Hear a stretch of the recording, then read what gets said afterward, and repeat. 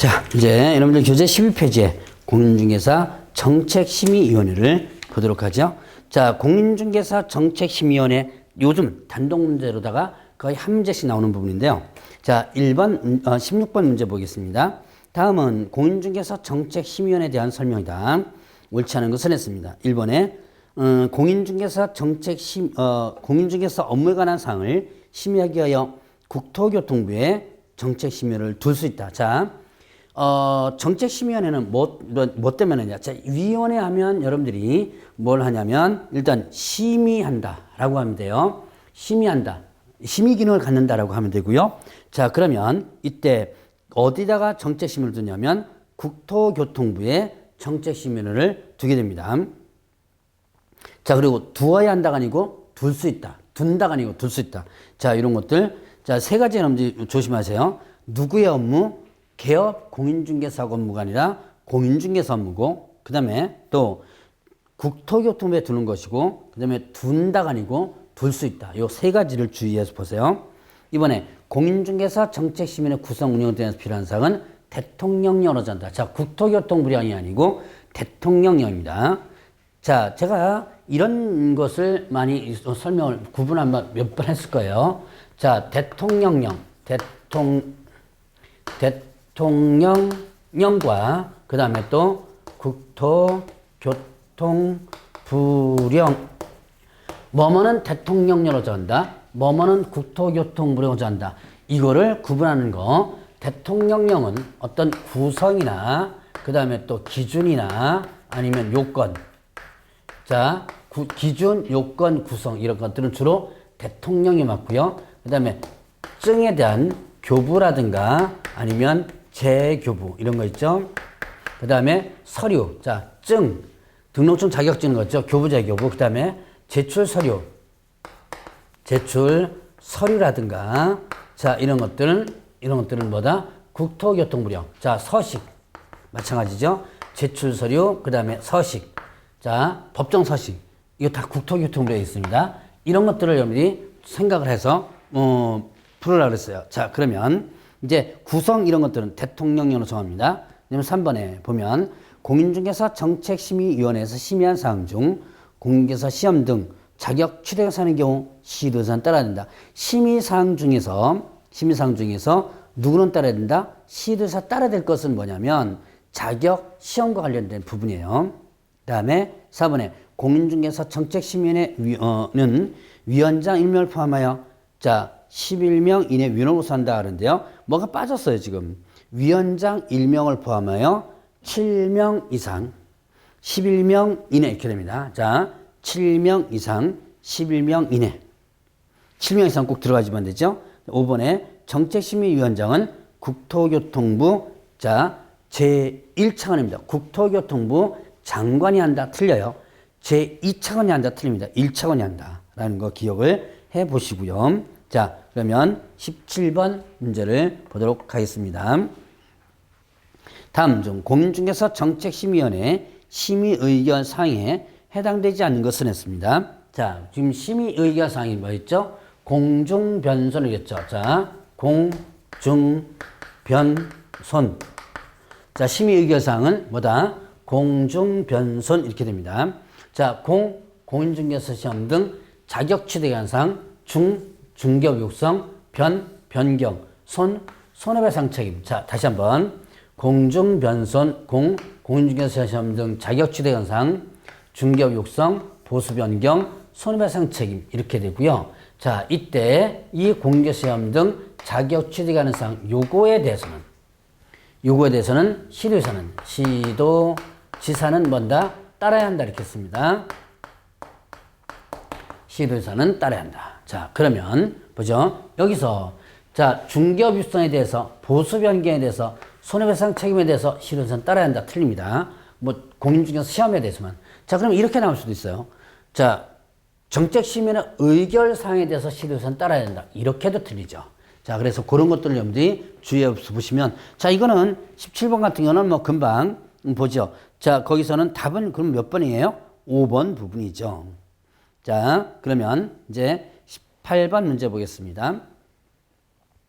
공인중개사 정책심의에 대한 설명으로 옳지 않은 것은 했습니다. 자, 위원회 임기는 2년으로 하되 위원회 사임전후 새로 위촉된 임기는 전임기간 남는 기간으로 한다. 보궐위원과 관련된 부분이죠. 남은 기간으로 하고요. 임기는 2년이에요. 근데 여기서 또 하나 여러분들이 조심할 것은 자, 연임 규정, 연임할 수 있다 규정이 없어요. 자, 이 공인중개사 정책심의위원회와 그 다음에 저 뒤에 가면 협회 공제운영위원회가 있거든요. 그 두 가지를 가끔 비교가 되는데 여기서 자, 공제운영위원회는 연임할 수 있다는 규정인데 여기 연임할 수 있다 규정 없어요. 그거 좀 조심해야 돼요. 이번에 위원이나 위원이 속한 법인단체 등이 해당 안건의 당사자의 대리인이거나 대리인이었던 경우 의결에서 뭐 한다? 제척된다. 제척은 어떻게 돼요? 심의의결에서 배제시키는 거죠. 그럼 심의의결에서 배제시킨 건데 자, 뭐 때문에 위원과 안건의 당사자가 뭔가 관계가 있을 때를 얘기하는 거죠. 자, 그래서 이때 제척된다라고 합니다. 그래서 뭐 배제시키는 거. 자, 2번도 맞고요. 3번에 해당 안건의 당사자는 위원에게 공정한 심의 의결을 기대 어리는 사정이 있는 경우에 심의위원회 기피 신청할 수 있고 의결로서 이를 결정한다 그랬습니다. 기피는 빼달라고 요구하는 거예요. 안건의 당사자가 심의위원회 해당 위원을 자, 위원 중에서 어떤 사람을 빼달라고 요구하는 것을 기피라 그러죠. 그다음에 자, 4번에 위원 본인이 제척사유하는 경우 스스로 해당 안건의 심의의결에서 회피하여야 한다. 회피는 스스로 빠지는 거예요.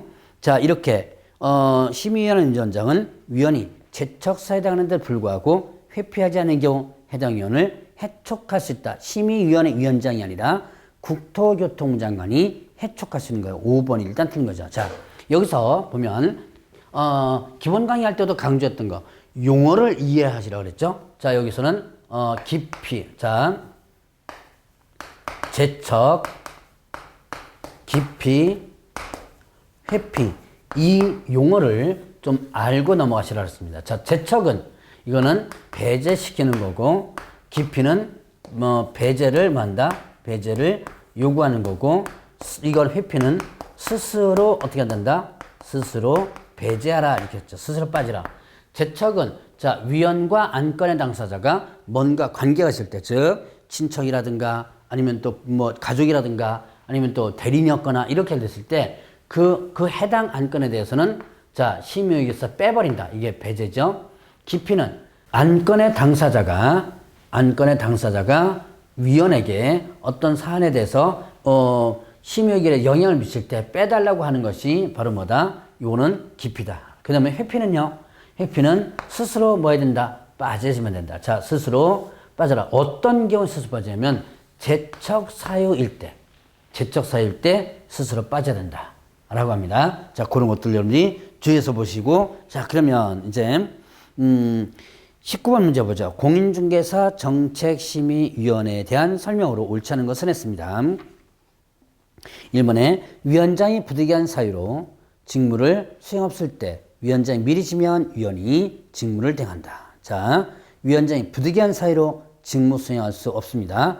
그러면 이때 자, 여기서 조심할 것은 부위원장이 직무를 대행한다 그러면 틀려요. 조심하셔야 돼요. 미리 저기는 부위원장이 없고 미리 지명한 위원 이렇게 됩니다.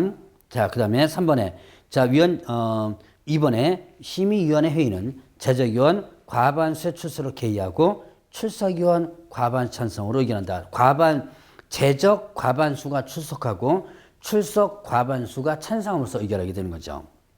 3번에 자, 위원장은 심의위원회에 소집하려면 회의 개최 10일 전까지 일시 장소 안건을 위원에게 통보하는데요. 자, 날짜 숫자가 나오죠. 자, 일단 위원장이 회의를 소집하려면 회의 개최 자, 며칠 전이에요? 7일 전까지 일시 장소 안건에 대해서 통보를 하도록 하고 있습니다. 긴급한 사안은 전날까지 이렇게 되죠. 4번에 위원장은 심의에 필요하다고 인정하는 경우 관계 전문가들을 출석하기 위하여 의견을 듣거나 의견 제출을 요청할 수 있다 그랬습니다. 자, 이제 전문가 의견 들을 수 있고요. 심의위원회에서 사무를 처리할 간사 한 명을 두죠. 자, 3번 부분 날짜 10일이 아니고 며칠이라고 했죠? 7일 조심하시고요. 20번 문제 보죠. 공인중개사 정책심의위원회에 대한 설명으로 옳지 않은 것을 했습니다. 이번에 간사는 심의위원회 위원장이 국토교통부 소속 공무원에 지명한다. 자, 간사는 업무를 처리할, 그러니까 잡다한 일을 하는 거죠. 자, 그러면 국토교통부 소속 공무원에 지명하고, 왜? 국토교통부에 이걸 두니까 이번에 심의위원회에서 출석한 위원 및 관계 전문가에게는 수당과 여비를 지급할 수 있습니다. 다만 여기서 수당과 여비를 지급하는데요. 공무원은 자기 업무와 관련된 부분이죠. 공무원은 제외합니다. 이 영에서 규정한 사항 외에 심의위원회 운영대에서 필요한 사항은 뭘로 정한다? 자, 여기서 국토교통부령을 정한다 라고 해야 되는데요. 자, 이거는 자, 요 영 지금 현재 구성 운영대관에서 필요한 사항은 대통령령으로 정한다 그랬죠? 그러면 이때 대통령이 정하는 거 외에는 자, 심의위원회 의결을 거쳐서 심의위원회 의결을 거쳐서 위원장이 정한다 이렇게 해주면 됩니다. 자, 4번에 위원장이 심의위원회 회의를 긴급하게 개최할 부득이한 사유가 있다면 전날까지 통보할 수 있고요. 그 다음에 위원장은 심의위원회 대표하고 심의위원회 회의 업무를 총괄하는 역할을 합니다. 자, 그러면 21번 문제 보죠. 공인중개사 법령상 공인중개사 정책심의위원회에 대한 설명으로 틀린 것을 했습니다. 1번에 위원장은 국토교통부 제1차관이 된다. 자, 2차관도 아니고 1차관입니다. 국토교통부 장관도 아니에요. 그 다음에 이번에 심의위원회는 위원장 1명을 포함하여 7명 이상 11명 이내 위원. 자, 요거 7명 이상이 빠지면 틀리다 그랬어요. 그 다음에 위원장 1명을 제외한이 아니고 포함합니다. 그 다음에 3번에 심의위원회에서 중개보수 변경한 사항을 심의한 시도조사는 이에 따라야 된다. 자, 지금 뭐에 대해서만 따르라 그랬죠? 공인중개사 시험 등 자격 취득에 관한 사항만 따르라 그랬죠. 왜? 시도조사가 원칙적 시험 시행 기관이니까. 그 다음에 심의위원회 위원이 해당 안건에 대하여 연구 용역 감정을 한 경우 심의위원회 심의 의결에서 뭐한다? 채척된다. 자, 위원과 안건의 당사자가 뭔가 연결돼 있죠. 이때는 채척 사유죠. 위원장이 부득이한 사유로 직무성을 쓸 때, 자, 여기서 조심할 거, 부위원장이 아니고 뭐다? 미리 지명한 위원이 이렇게 된다는 거. 그걸 여러분들 조심을 해주시고요. 자, 이제 중개대상물 부분 들어갑니다.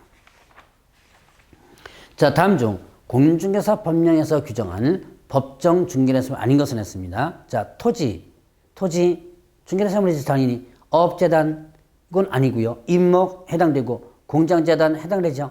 항만운송사업재단 안 되죠. 건축물 그 밖의 토지의 정착물 해당이 되죠. 그러니까 여기서는 니은과 미음. 자, 여러분들이 중개대상물 하면 이거죠. 자, 토지 그 다음에 건축물 그 밖의 토지의 정착물이 있었습니다. 그 다음 임목 광업재단 그리고 뭐 있었어요? 공장재단 광업재단을 했죠. 자, 이 5가지에 대해서만 중개대상물입니다. 자, 토지에서 보면 대토권. 자, 대토권은 중개대상물 아니다 라고 하는 거. 자, 시험 문제 자주 나왔던 것만 한번 정리해 보면, 자, 건축물 부분에서 보면, 자, 분양권, 그 다음에 또 입주권. 중개대상물이죠. 그리고 또, 여기서, 입주권 부분에서 보면, 자, 분양권과 입주할 수 있는 권리와 관련된 부분인데, 자, 단순한 당첨되어, 자, 입주할 수 있는 권리 있죠? 입주 권리. 이거는 중개대상 아니다. 그러니까 입주권은 조심해야 돼요. 이 입주권은 도정법상 입주권이었죠.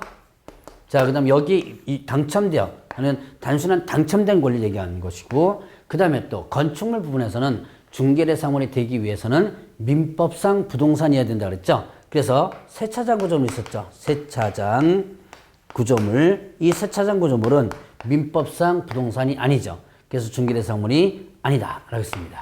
그래서 이런 것들. 그 다음에 이 토지의 정착물에서는 자, 명인방법을 갖춘 뭐예요? 명방법을 갖춘 수목의 집단. 이게 중개대상물에 해당이 된다. 자, 이런 것들만 여러분들이 구분하면 돼요. 그러니까 자, 그리고 이제 임목광업재단, 공장재단은 소위 말하는 준부동산인데 이 준부동산 중에서 세 가지만 중개대상물이고 나머지는 중개대상물이 아니죠. 자, 그걸 염두에 두면 됩니다. 23번 보죠. 다음. 공인중개사 법령상 중개대상물에 대한 설명이다. 틀린 것은 몇 개인가? 법정 중개대상물이라 하더라도 개업공개사가 아닌 일반인이 계속적 반복적이지 않은 한 중개가 가능하다.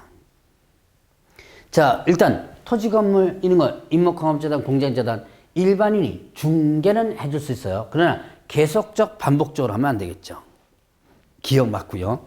이번에 개업공개사가 법정 중개에서 외거 중개도 특별한 법적 처벌 받지 않는다. 지금 현재 이거 5가지 외에 나머지에 대해서 자 어업재단, 항만농성사업 이런 것 있죠. 뭐 항공기 이런 것들 중개해줘도 이 법상으로는 일단은 특별한 처분은 없어요. 다만 여러분들이 조심해야 될 것은 선박 같은 경우는 선박법에 의해서 선박 중개인이라는 사람이 있습니다. 그 사람은 허가받아야 돼요. 그래서 그 사람 외에는 못합니다. 자, 그런 것 빼놓고 나면 일단 중개사법에서는 특별히 제한을 두질 않아요. 자, 그러면 또 디귿에 보면 법정 중개대상물은 무등록업자를 구분짓는 규정이기도 하다. 자, 이건 무슨 뜻이냐? 자, 이거는 토지건물, 임목광업재단, 공장재단은 자, 일반인이 중개를 해줄 수 없지만 중개업, 즉 계속적 반복적으로 못하는 거예요. 만약에 일반인이 이걸 계속적 반복적으로 보수를 받고 중개를 해준다면 이거는 무등록업자가 되는 거죠. 그래서 이런 무등록업자를 구분짓는 규정이다라고 볼 수 있습니다. 자, 그 다음에 준부동산은 모두 중개대상물이 된다. 자, 준부동산 중에서 요거 세 가지였죠. 임목, 광업재단, 공장재단 요것만 중개대상물이고 나머지는 중개대상물이 아니죠. 그러면 이제 미음에 법정 중개대상물은 개업공개사가 계속적 반복적으로 중개할 수 있는 대상물이다. 자, 개업공개사는 계속적 반복적으로 할 수 있죠. 그래서 여기서는 틀린 것은 리을만 틀렸고요. 나머지는 다 맞는 내용이에요. 자, 그럼 24번 문제 보죠. 다음 공인중개사 법령상 중개대상물 또는 중개대상 권리에 해당하는 것을 모독으로 명했습니다. 자, 미채굴 광물, 이건 국가 거죠? 국가 겁니다. 중개대상물 아니다. 국유재산법상 행정재산, 이것도 일단 거래 자체가 일단 불가능하니까 중개될 수 없죠. 대상물 아닙니다.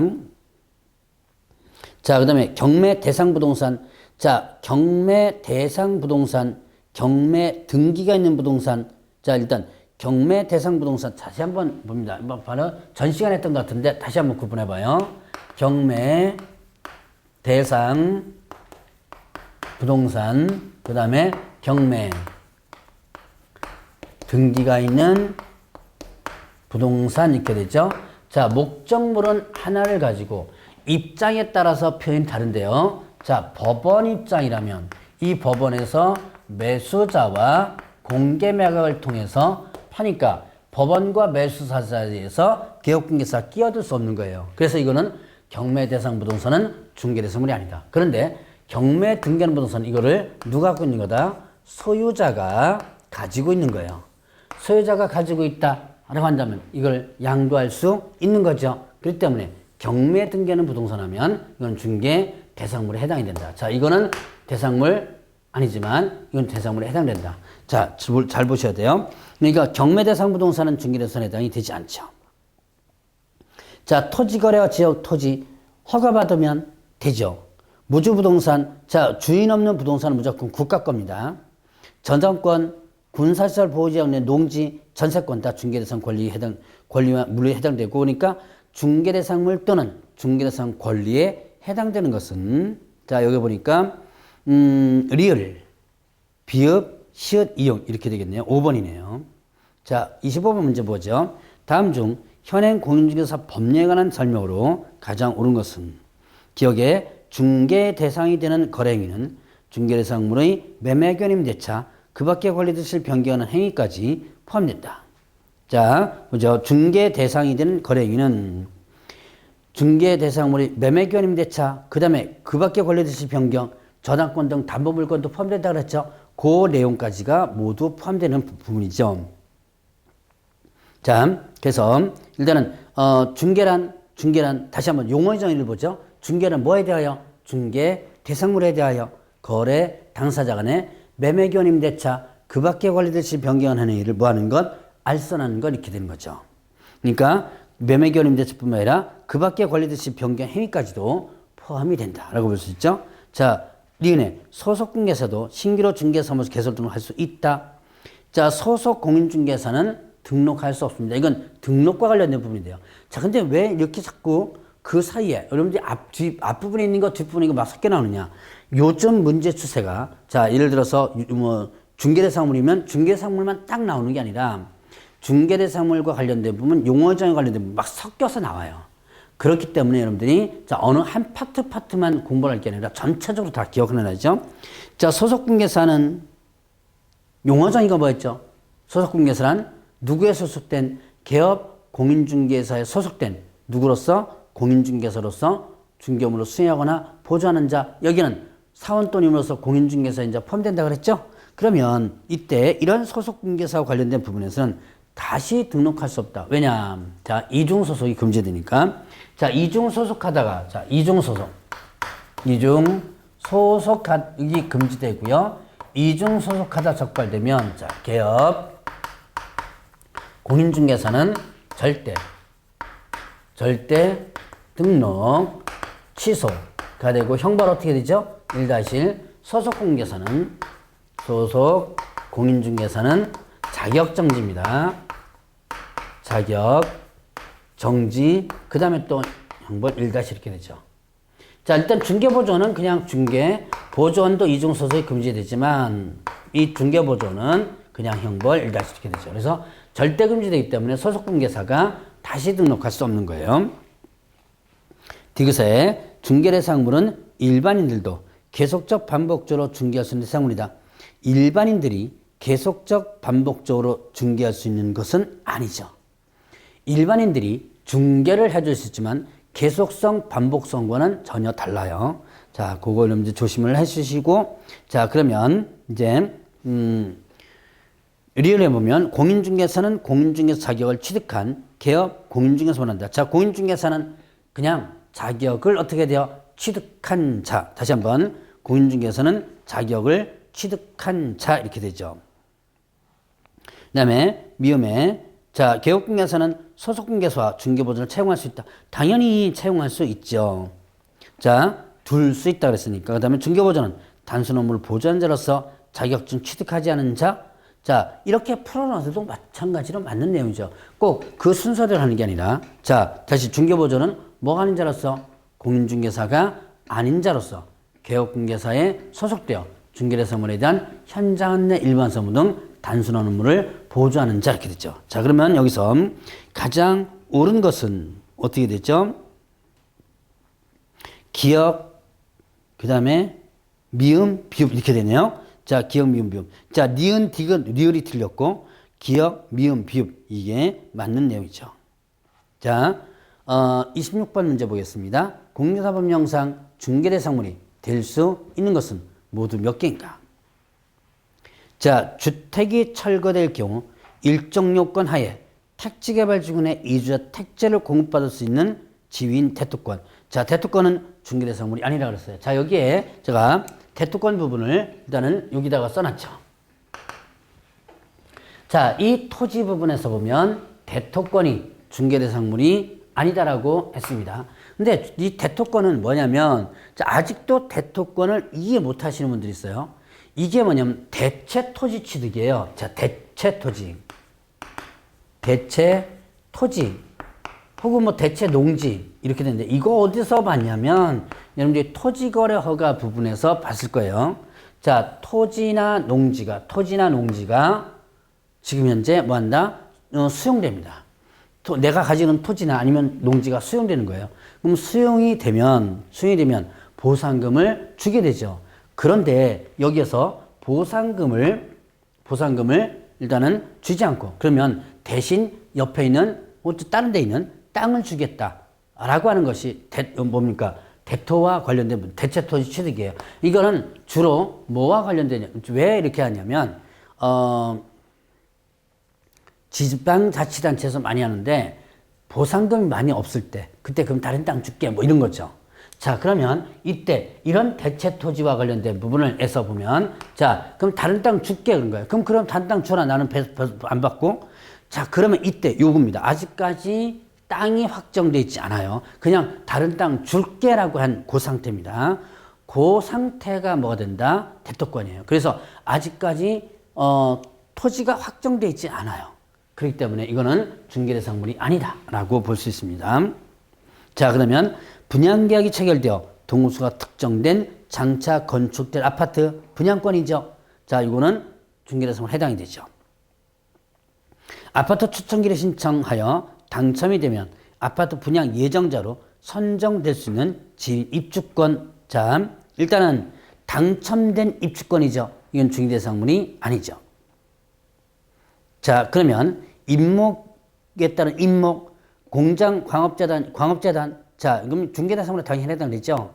자, 그럼 중개대상물이 아닌 것은 뭐다? 자, 중개대상물이 될 수 있는 것. 자, 중개대상물이 될 수 있는 것을 모두 몇 개인가? 자, 이게 여러분들이, 저도 지금 순간적으로 아닌 걸 찾았죠.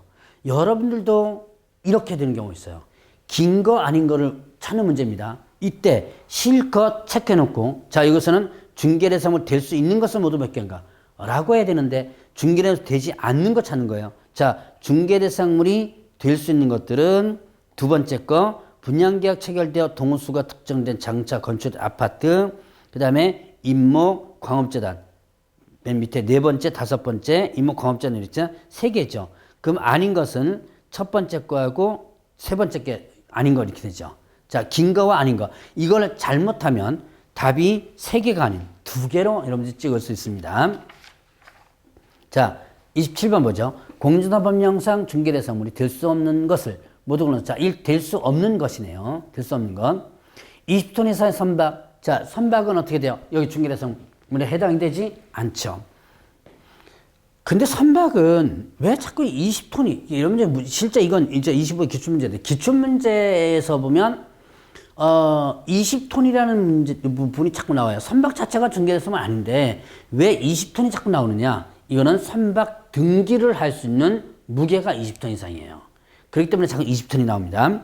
자, 니은에 콘크리트 집안 위에 쉽게 분리 철거가 가능한 볼터조립 방식으로 철제 파이프 기둥을 세우고 지붕을 덮은 다음 3면에 천막을 설치한 세차장 구조물. 자, 이런 것들은 민법상 건물이 아니라 그랬죠. 그래서 중개대상물이 아니다라고 했었습니다. 자, 그 다음에 디귿에 거래처 신용 영업상 노하우, 점포 위치에 따른 영업상 이점 등 무형의 재산적 가치. 자, 이거는 권리금이죠. 이건 중개대상물이 아니죠. 리을에 주택이 철거될 경우 일정 요건하에 택지개발지구 내 이주자 택지를 공급받을 수 있는 지인 태토권. 이것도 아직까지 물건이 확정되지 않았죠. 중개대상물이 아니다. 그러니까 기역, 니은, 디귿, 리을 모두 중개대상물이 아니다라고 볼 수 있는 거죠. 자, 그러면 28번 문제 보죠. 공인중개사법상 중개대상물에 관한 설명으로 옳은 것은 했습니다. 1번에 당첨되어 분양 예정자로 선정을 됐은 지를 가리키는 아파트 입주권은 중개대상물인 건물에 해당하는 것으로 보기 어렵다. 자, 당첨자가 나오고 아파트 입주권 나옵니다. 그거는 중개대상물이 아니다. 아직까지 분양계약도 체결되지도 않았고 동수가 특정되지도 않았어요. 그래서 중개대상 아니다. 자, 그러나 자, 도정법상 입주권, 입주할 수 있는 권리. 자, 이미 자, 이 들어갈 것이 확정되어 있죠. 자, 이게 동호수의 추첨이라든가 이런 것들은 하나의 형식적인 절차에 불과하고 이미 들어갈 것이 확정되어 있다면 이거는 중개대상물에 해당이 된다라는 부분입니다. 자, 이제 그거와 그 다음에 또 이 2번을 여러분 구분해 보셔야 돼요. 그 다음에 3번에 공장재단을 구성하는 공업소유권 시설 등 분리해서 중개대상물 되지 못하죠.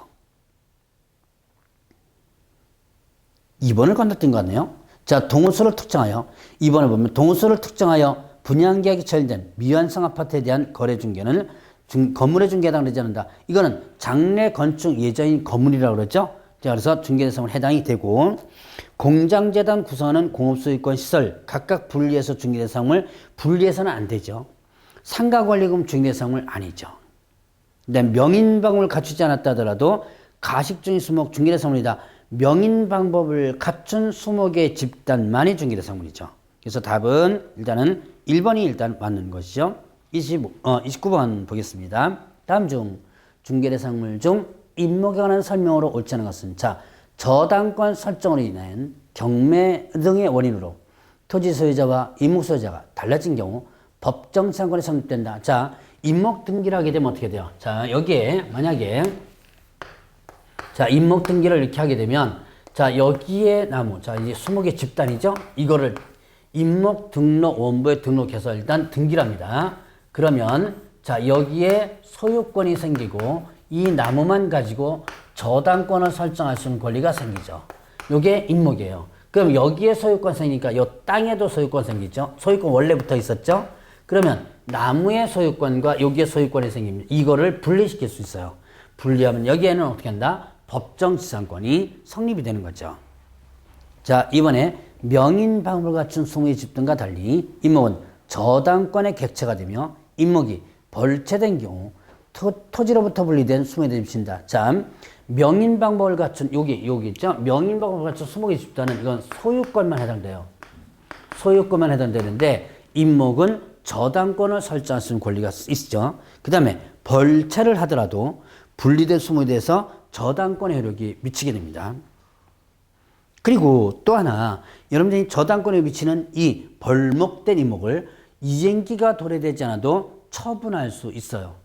경매를 할 수 있습니다. 이행기가 도래되지 않아도 일단은 경매를 신청할 수 있다. 다만 이때 이행기가 도래되지 않았기 때문에 대금을 바로 받을 수 없고 이행기가 도래될 때까지 공탁을 시켜놓게 돼요. 자, 3번에 보면 토지등기부 표제부에 임목, 등록, 명인 성명과 등록일자를 토지대장 또는 임야대장 사유란에 임목등기 사실 및 임목등기 번호를 확인할 수 있다라고 했는데요. 자, 지금 토지등기부 표제부에 임목등기 사실 및 임목등기 번호를 확인할 수 있고요. 그리고 자, 명의 성명 등록일자는 없습니다. 그거 여러분들 주의를 해보시고요. 자, 그래서 3번 일단 틀리고 대장에는 아예 안 나옵니다. 임목과 관련된 부분이. 자, 뭐에만 나온다? 등기부 표제부만 나오는 거예요. 4번에 소유권 보존 등기를 받을 수 있는 소모의 집단은 임목하는 법률에 의한 임목 등록 원부에 등록된 것에 한다. 자, 그러니까 임목 등기를 하려면 어떻게 돼요? 임목 등록 원부에 등록을 해줘야지만 되죠. 자, 그 다음에 또 5번에 임목 등기는 일필 토지의 전부 또는 일부에 성립하고 있는 모든 수정에 대해서 임목 등기가 가능합니다. 한때 임목과 관련된 부분이 시험 문제 곧잘 나왔었는데 요즘은 그래도 안 나와요. 그러나 기본적으로 여러분들이 기본서에 있는 내용 정도는 파악을 해놓고 넘어가시고요. 다음 시간에는 20페이지에 공인중개사 시험제도에 대해서 보도록 하겠습니다.